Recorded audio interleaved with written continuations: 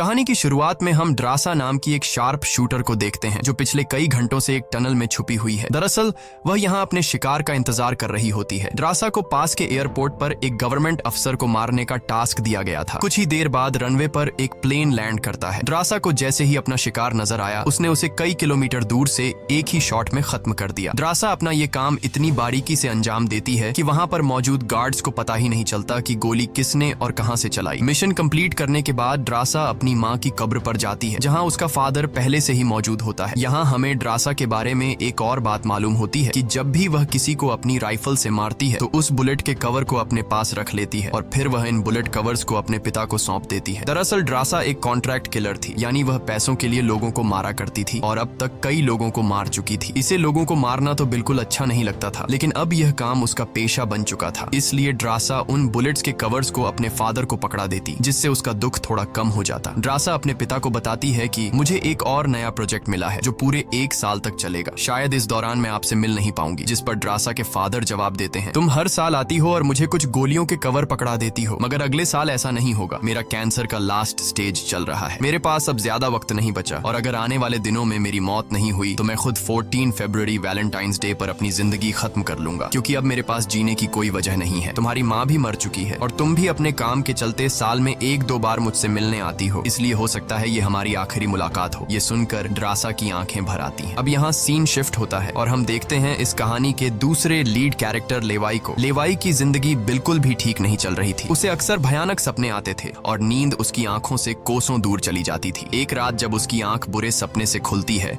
तो लेवाई अपने घर से बाहर निकलकर समुद्र के किनारे पर आता है। यहाँ उसे थोड़ा बेहतर महसूस होता है और वह अपनी डायरी में कुछ लिखने लगता है। तभी लेवाई को अचानक उसके फोन पर एक मैसेज आता है। उस मैसेज में उसे एक एड्रेस दिया गया होता है जहां उसे जल्द से जल्द पहुंचने का कहा गया होता है। लेवाई बिना वक्त गंवाए एक मिलिट्री बेस पर पहुंचता है और वहां उसकी मुलाकात होती है एक लेडी ऑफिसर से जिसका नाम बार्तो है। बातचीत के दौरान हमें पता चलता है कि लेवाई कोई आम इंसान नहीं बल्कि एक आर्मी ऑफिसर था, लेकिन अब वह रिटायर हो चुका है और सिर्फ इतना ही नहीं, वह एक डेडली स्नाइपर भी रह चुका है। वह अब तक 200 से भी ज्यादा लोगों को स्नाइपिंग से मार चुका है। बार्तो लेवाई से कहती है, मैं तुम्हें एक मिशन पर भेजना चाहती हूँ क्योंकि तुम एक बहुत ही अच्छे स्नाइपर हो और ये सिर्फ तुम ही कर सकते हो। लेकिन मिशन पर भेजने से पहले बार्तो लेवाई से एक बहुत ही जरूरी सवाल पूछती है, अगर तुम इस मिशन पर गए तो क्या तुम्हें याद करने वाला पीछे कोई है? ये बात सुनकर लेवाई को कुछ अजीब लगने लगता है, लेकिन फिर वह जवाब देता है, नहीं, मेरा इस दुनिया में अब कोई भी अपना नहीं है। ये सुनकर वो लेडी लेवाई से कहती है, तुम तैयारी कर लो, कुछ घंटे बाद तुम्हें उस मिशन पर भेजा जाएगा और वहाँ तुम्हें 1 साल के लिए रहना है। इसके बाद लेवाई को बेहोश कर दिया जाता है और जब उसकी आंख खुलती है तो वह अपने आप को एक एरोप्लेन में पाता है। लेवाई कुछ समझ नहीं पाता कि आखिर उसे कहाँ ले जाया जा रहा है और उसे किस तरह का मिशन सौंपा गया है। इसलिए लेवाई वहाँ पर मौजूद एक सोल्जर से पूछता है, मुझे कहाँ ले जाया जा रहा है? लेकिन वह सोल्जर लेवाई की इस बात का कोई जवाब नहीं देता, बस इतना कहता है, अपना आईडी और वॉच हमें दे दो, ये सब तुम्हें तब वापस मिलेगा जब तुम्हारा मिशन पूरा हो जाएगा। थोड़ी देर बाद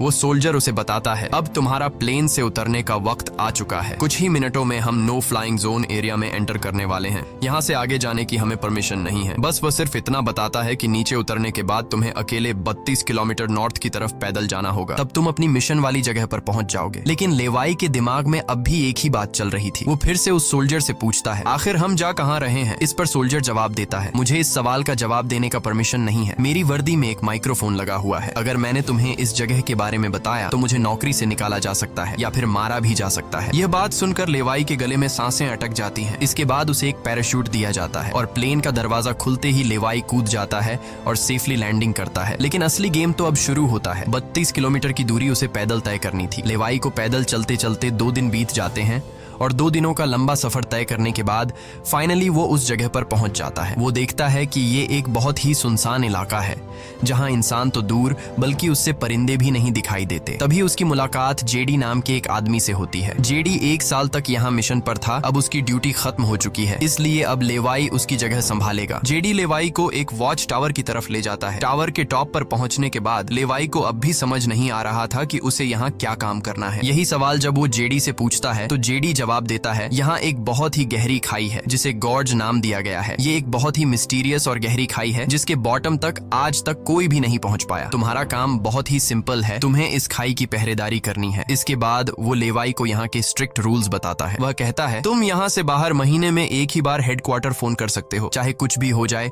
तुम बाहर की दुनिया से जुड़ने की उम्मीद मत रखना। ये टावर, जिसे हम वेस्ट टावर कहते हैं, इसके ठीक सामने ईस्ट टावर है, वह रशिया का है। वहाँ भी एक गार्ड अपनी ड्यूटी निभा रहा है, लेकिन तुम दोनों के बीच कोई भी कांटेक्ट अलाउ नहीं है। तुम्हें सिर्फ अपनी ड्यूटी पर ध्यान देना है और हाँ, आने वाले खतरे के लिए हर वक्त तैयार रहना, क्योंकि यहाँ तुम पर किसी भी वक्त हमला किया जा सकता है। यहाँ ऑटोमेटिक गन्स और नीचे ढेर सारे लैंड माइंस लगाए हुए हैं। अगर ऑटोमेटिक गन्स में गोलियां खत्म हो जाए तो उसे हमेशा रिलोड रखना, क्योंकि हमले के दौरान ऑटोमेटिक गन्स तुम्हारी बहुत काम आएगी। और आखिरी बात, अगर तुम्हें कभी भी यहाँ तेज सायरन की आवाज सुनाई देने लगे तो तुम बिना सोचे समझे यहाँ से भाग जाना। जेडी कहता है, मुझे भी नहीं पता कि ऐसा क्यों बोला गया है, लेकिन मुझे जो पिछले ड्यूटी वर्कर ने बताया था वही मैं तुम्हें बता रहा हूँ। लेवाई उसकी सारी बातें अच्छी तरह से सुन लेता है, पर उसका सवाल एक ही था। वह पूछता है, आखिर यहाँ ऐसा क्या है जिसके लिए इतनी स्ट्रिक्ट सिक्योरिटी लगाई गई है? तभी जेडी एक ग्रेनेड निकालता है और इस ग्रेनेड को उस गहरी खाई में फेंक देता है। ग्रेनेड जैसे ही खाई की गहराइयों में धमाका करता है, वहाँ से एक अजीब भयानक आवाज गूंजने लगती है। वो आवाज किसी इंसान की बिल्कुल भी नहीं थी, वो किसी ऐसी चीज की थी जो अंधेरे में छुपी थी। जेडी लेवाई की तरफ देखता है और कहता है, ये आवाज जो तुम सुन रहे हो, ये उन क्रीचर्स की है जिन्हें हम होलोमैन कहते हैं। ये क्रीचर्स इस घड़े के अंदर रहते हैं और तुम्हारी यहाँ पर ड्यूटी ये है कि इस घड़े के अंदर से किसी भी क्रीचर को बाहर निकलने नहीं देना है। कहा जाता है कि 1940 में यूएस आर्मी के 2400 आर्मी सोल्जर्स को इस गड्ढे के अंदर भेजा गया था, ताकि यह सोल्जर्स उस गड्ढे के अंदर मौजूद सभी क्रीचर्स को खत्म कर सकें। लेकिन आज तक उनमें से एक भी जिंदा सोल्जर वापस लौट कर नहीं आया। और अब जेडी लेवाई को पूरी इंफॉर्मेशन, हर एक चीज का बताकर घर वापस जाने की तैयारी करने लगा, क्योंकि उसने यहाँ 1 साल की ड्यूटी पूरी कर दी। अब लेवाई को यहाँ 1 साल तक ड्यूटी देनी थी। जेडी लेवाई को अलविदा कहकर यहाँ से निकल पड़ता है। वह बहुत खुश था क्योंकि 1 साल बाद वह घर जाने वाला था, लेकिन उसे पता नहीं था कि आगे उसके साथ कुछ ऐसा होने वाला है जिसके बारे में सोचने से भी डर लगता है। लोकेशन पर पहुंचने के बाद जेडी जैसे ही स्मोक करता है, तब एक हेलीकॉप्टर उसे लेने के लिए आता है। वह हेलीकॉप्टर उसके लिए रस्सी नीचे फेंकता है और जेडी इस रस्सी के जरिए ऊपर हेलीकॉप्टर में चढ़ने लगता है। हेलीकॉप्टर में बैठा एक सोल्जर पहले जेडी की आइडेंटिटी कंफर्म करता है। जेडी जब उसे अपनी पूरी इंफॉर्मेशन देता है तो हेलीकॉप्टर में बैठा वो सोल्जर पहले जेडी को शूट करता है और उसके बाद उसकी रस्सी काट कर उसे नीचे गिरा देता है। अब यहाँ एक बात तो साफ हो चुकी थी कि जो इस जगह आता है वो यहाँ से कभी लौट नहीं पाता। इसके बाद हमें अगले दिन का सीन दिखाया जाता है। लेवाई अपने काम को निभाने लगता है। सबसे पहले वो यहाँ की कुछ रिपोर्ट्स चेक करता है और जिन ऑटोमेटिक गन्स में गोलियां खत्म होती हैं उन्हें रीलोड करता है। इसी तरह से दिन गुजरते हैं और फिर 1 महीना। अब लेवाई को ये जगह बोरिंग फील होने लगी। वो सोचता है कि क्या 1 साल तक यहाँ बस अकेले ही रहना है, न किसी से बातचीत और न ही कोई एंटरटेनमेंट। इसीलिए टाइम पास करने के लिए वो अलमारी में रखी किताबें पढ़ने का सोचता है। जब वो अलमारी से किताबें निकालता है तो अचानक उसकी नजर अलमारी के पीछे की दीवार पर पड़ती है। उस दीवार पर कुछ नोट्स लिखे होते हैं। ये उन सभी लोगों के नोट्स थे जो इससे पहले इस टावर में अपनी ड्यूटी कर चुके थे। हर नोट में डर, अकेलापन और होलोमैन के खतरों का जिक्र था। एक दिन लेवाई को वेस्ट टावर से मशीन चलने की आवाज आती है। लेवाई जल्दी से अपने टेलीस्कोप से दूर से ईस्ट टावर को देखने की कोशिश करता है और तभी उसे एक लड़की दिखाई देती है। और ये लड़की कोई और नहीं बल्कि ड्रासा होती है, जो कि उसकी अच्छी स्नाइपिंग की वजह से उसे इस टावर पर ड्यूटी दे दी गई थी। ड्रासा की खूबसूरती देखते ही लेवाई की नजरें उस पर जम जाती हैं, लेकिन लेवाई उससे बात नहीं कर पाता क्योंकि ऐसा करना रूल्स की खिलाफ वर्जी थी और ड्रासा को भी वेस्ट टावर में बैठे लेवाई के बारे में पता चल चुका था। अब इसी तरह से दिन गुजरते हैं और ये दोनों सोचते हैं कि क्या हमें एक दूसरे से बात करनी चाहिए या नहीं। कुछ दिन बाद ड्रासा का जन्मदिन आता है। अकेलेपन में घिरी हुई ड्रासा को लगता है कि उसे किसी से बात करनी चाहिए। वो लेवाई से बात करने की कोशिश करती है। ड्रासा एक व्हाइट बोर्ड के जरिए लेवाई से पूछती है, तुम्हारा नाम क्या है? इस पर लेवाई को रूल्स याद आते हुए कहता है कि नाम बताना अलाउड नहीं है, लेकिन ड्रासा मुस्कुराते हुए अपना नाम बताती है, मेरा नाम ड्रासा है। लेवाई भी ज्यादा न सोचते हुए अपना नाम बता देता है। ड्रासा बताती है कि आज मेरा बर्थडे है और ड्रासा अपने बर्थडे को सेलिब्रेट करते हुए डांस करने लगती है। ड्रासा लेवाई से पूछती है, क्या तुम्हें डांस करना आता है? लेवाई बताता है, नहीं, मुझे डांस करना बिल्कुल भी नहीं आता। जिस पर ड्रासा पूछती है, तो फिर तुम्हें क्या करना आता है? लेवाई जवाब देते हुए बोर्ड पर लिखता है, मैं शूटिंग थोड़ी बहुत अच्छी कर लेता हूँ। यहाँ ड्रासा उसकी शूटिंग स्किल्स चेक करने के लिए अपने टावर पर एक छोटी सी बॉटल उसके सामने रख देती है और लेवाई अपने टारगेट को निशाने पर रखते हुए एक ही गोली में उस बॉटल को फोड़ देता है। अब यहाँ ड्रासा भी पीछे रहने वाली नहीं थी। वह भी अपनी शूटिंग स्किल्स को दिखाते हुए लेवाई के टावर में रखी एक छोटी सी बॉटल को बिल्कुल परफेक्ट शूट कर लेती है, जिससे लेवाई को पता चलता है कि ट्रासा कोई आम लड़की नहीं बल्कि वह एक डेडली स्नाइपर है। धीरे धीरे दोनों की बातचीत बढ़ने लगती है। ट्रासा और लेवाई एक दूसरे को समझने लगते हैं, लेकिन तभी जब ये दोनों बातचीत में मसरूफ होते हैं, ट्रासा की नजर अचानक नीचे गड्ढे की तरफ जाती है। वो देखती है कि नीचे से कुछ भयानक क्रीचर्स यानी होलोमैन तेजी से वेस्ट टावर की तरफ चढ़ रहे हैं। वह जल्दी से लेवाई को अलर्ट करती है, नीचे देखो, तुम्हारी तरफ कुछ क्रीचर्स बढ़ रहे हैं। लेवाई जैसे ही नीचे देखता है, उसकी आंखें चौंक जाती हैं। नीचे सिर्फ एक या दो नहीं बल्कि हजारों क्रीचर्स ऊपर की ओर बढ़ रहे होते हैं। वो बिना वक्त गंवाए अपनी स्नाइपर राइफल उठाता है और एक एक करके क्रीचर्स को शूट करने लगता है, लेकिन क्रीचर्स की तादाद इतनी ज्यादा होती है कि लेवाई उन्हें अकेले संभाल नहीं पाता। इसलिए ट्रासा भी अपनी मशीन गन से गोलियां बरसाने लगती है। अब वेस्ट टावर यानी ट्रासा की तरफ भी क्रीचर्स बढ़ने लगे। ये दोनों अपनी अपनी साइड से इन क्रीचर्स को मारने लगते हैं, लेकिन तभी लेवाई देखता है कि एक क्रीचर ऊपर ट्रासा के टावर तक पहुंच चुका है और वह क्रीचर जैसे ही ट्रासा पर हमला करने वाला होता है तो लेवाई ईस्ट टावर से अपनी जबरदस्त स्नाइपिंग स्किल्स का इस्तेमाल करते हुए उस क्रीचर को मार गिराता है। अब लेवाई और ड्रासा दोनों को एहसास हो जाता है कि इस खतरनाक जगह में अगर जिंदा रहना है तो उन्हें मिलकर लड़ना होगा। सब कुछ संभालने के बाद ड्रासा बताती है, ये मेरी लाइफ का सबसे बेस्ट बर्थडे था। अगली सुबह लेवाई नीचे लगी लैंड माइंस को ठीक करता है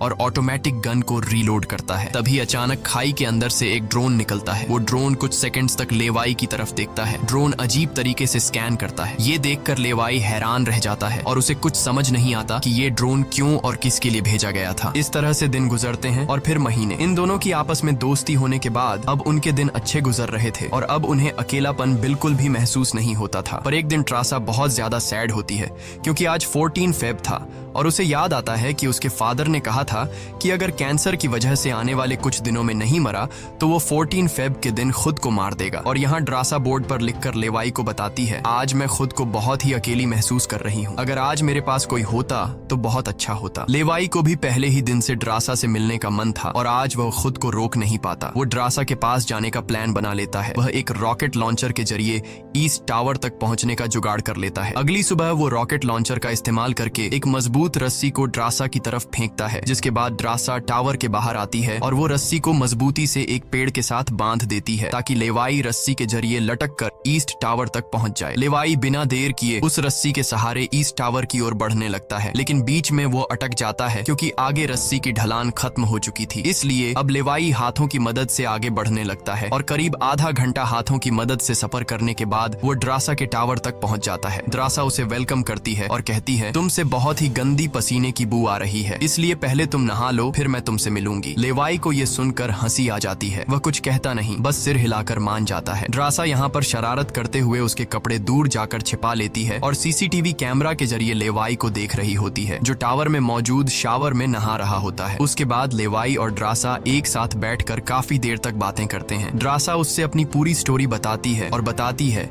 कि अब इस दुनिया में मेरा कोई नहीं रहा, सिर्फ मेरे फादर जिंदा बचे थे, पर कल के दिन उसने भी खुद को मार दिया होगा। यहाँ लेवाई भी ट्रासा को रात में आने वाले भयानक सपने और अपने उन दिनों के किस्से सुनाता है जब वो यूएस आर्मी में था। इस तरह से बातें करते करते रात हो जाती है। ड्रासा यहाँ एक सॉफ्ट म्यूजिक लगा लेती है। ये दोनों म्यूजिक की धुन पर डांस करने लगते हैं। इसी डांस के दौरान वो एक दूसरे के करीब आने लगते हैं और उनके बीच रोमांस होने लगता है। कुछ देर बाद लेवाई ड्रासा की तरफ देखकर एक मुस्कान के साथ कहता है, मैंने तुम्हारे लिए एक शायरी लिखी है, जब हम यहाँ से निकलेंगे तभी मैं तुम्हें वो शायरी दूंगा। अगले दिन लेवाई को वापस अपने वेस्ट टावर लौटना था। वह ड्रासा को अलविदा कहता है और रस्सी के सहारे वेस्ट टावर की तरफ चलना शुरू कर देता है। ड्रासा भी उसे जाते हुए देखती रहती है, लेकिन तभी हम देखते हैं कि कुछ क्रीचर्स ऊपर टावर की तरफ बढ़ रहे हैं, जिनमें से एक क्रीचर वहां लगे लैंड माइन से टकरा जाता है और एक जोरदार धमाका होता है। लैंड माइन के फटने से जो उसके लोहे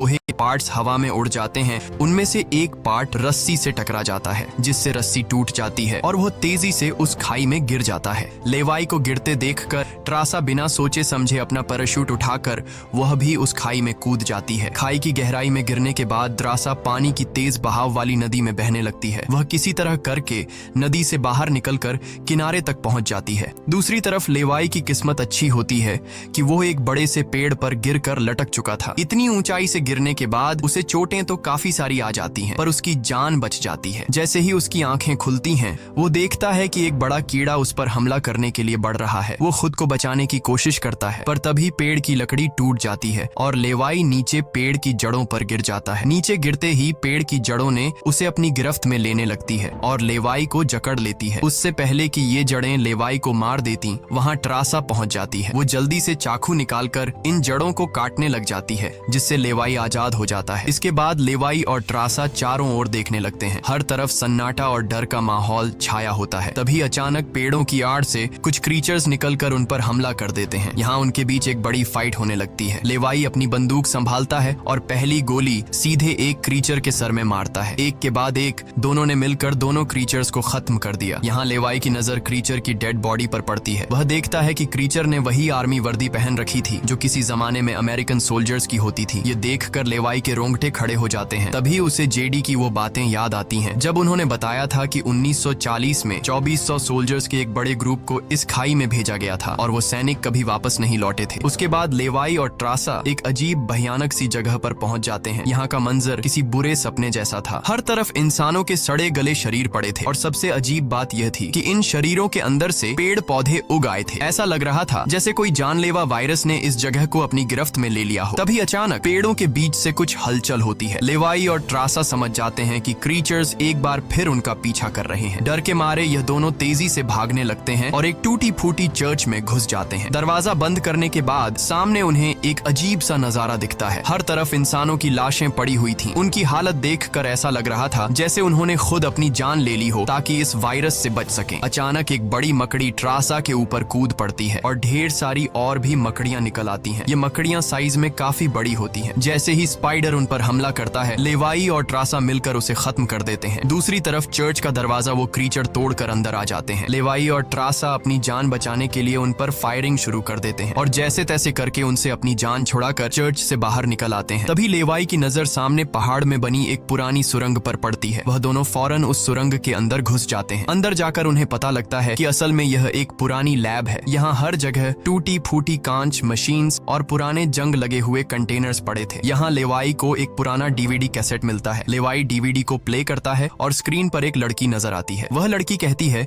कि हम लोग यहाँ एक सीक्रेट केमिकल मिसाइल प्रोजेक्ट पर काम कर रहे थे। हमारे साथ सैकड़ों साइंटिस्ट थे, पर एक दिन यहाँ भूकंप आया। भूकंप के तेज झटके से मिसाइल की केमिकल लीक हो गई। जहरीला केमिकल हवा में मिलने लगा। कुछ ही घंटों में लोग वायरस से इन्फेक्ट होने लगे। वह लड़की अपना पेट दिखाते हुए बताती है कि मैं भी इन्फेक्टेड हूँ। हालांकि हमने मिलिट्री को सब कुछ बताया। हमने उनसे कहा कि इस पूरे इलाके को बॉम्बिंग करके तबाह कर दिया जाए ताकि इन्फेक्शन और फैल न सके, लेकिन उन्होंने हमारी बात नहीं सुनी। इस वीडियो को देखने के बाद लेवाई को वहाँ एक नए जमाने का कंप्यूटर मिलता है। लेवाई को समझ नहीं आता कि इस जगह में आज के दौर का कंप्यूटर कैसे रखा गया है। लेवाई उसे ऑन करता है और उसमें मौजूद जानकारी को देखकर एकदम सुन रह जाता है। उसे डार्क लेक नाम की एक कंपनी के बारे में पता चलता है जो पैरामिलिट्री बनाने का काम करती है। ये कंपनी यहाँ से इन्फेक्टेड लोगों के सैंपल्स इकट्ठा करके अपने कंट्री के सोल्जर्स को सुपर सोल्जर्स में कन्वर्ट करने के लिए उन पर एक्सपेरिमेंट करती है। यही वजह है कि कोई भी देश इस जगह को मिटाना नहीं चाहता। इसके अलावा लेवाई को यह भी पता चलता है कि यह जो खाई है यहाँ पर एक बहुत ही बड़ा मिसाइल है जिसकी एक्टिवेशन पर जब वो फटेगा तो 4.2 किलोमीटर की लंबाई में सब कुछ मिटा देगा। लेवाई और ट्रासा ये सारा राज समझ जाते हैं। उन्हें पता चल जाता है कि जिस लेडी बार्तो ने उन्हें यहाँ भेजा था वही इस जगह की ओनर है और वो इस जगह का गलत इस्तेमाल कर रही है। और इस जगह को सीक्रेट रखने के लिए लेडी बार्तो हमेशा ऐसे इंसान को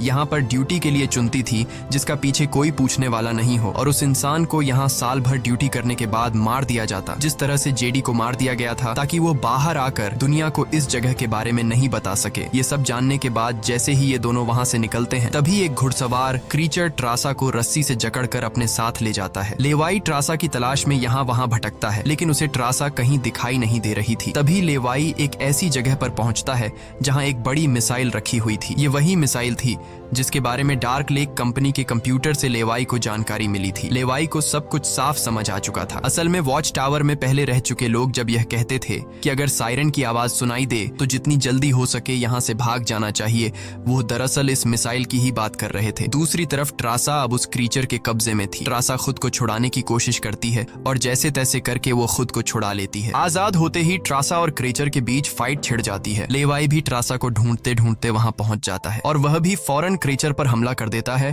और ये दोनों मिलकर उसे आग लगाकर जला देते हैं। और अब बारी आती है इन लोगों की यहाँ से निकलने की, मगर आगे का रास्ता और भी ज्यादा मुश्किल था। जैसे ही लेवाई और ट्रासा आगे बढ़ते हैं, सामने एक खतरनाक इलाका आता है जहाँ से निकलना एक बहुत ही बड़ा चैलेंज था। यहाँ इंसान और पौधे आपस में पूरी तरह से जुड़े हुए थे, जैसे कि वह किसी खतरनाक एक्सपेरिमेंट का नतीजा हो। खैर, ये लोग हर कदम को संभाल कर रखते हुए आगे बढ़ते हैं कि तभी ट्रासा का पैर फिसल जाता है, जिससे ये पौधे एक्टिवेट हो जाते हैं। वो ट्रासा को जकड़ लेते हैं, लेकिन यहाँ लेवाई हिम्मत दिखाते हुए आगे बढ़ता है और अपनी पूरी ताकत से ट्रासा को छुड़ा लेता है। वह बॉम्ब का इस्तेमाल करके वहां के पूरे प्लांट सिस्टम को उड़ा देता है। लेवाई ट्रासा को लेकर वहां से बाहर निकल आता है। थोड़ा सा आगे चलने के बाद उन्हें एक गैराज नजर आता है जहां पर एक गाड़ी खड़ी होती है। ये दोनों जल्दी से उस गाड़ी में बैठ जाते हैं और उस जगह से निकलने की कोशिश करने लगते हैं। आखिरकार कुछ दूरी तय करने के बाद उन्हें एक रस्सी नजर आती है जो ऊपर वॉच टावर तक जाती थी, लेकिन अब वो क्रीचर्स भी उनका पीछा करते हुए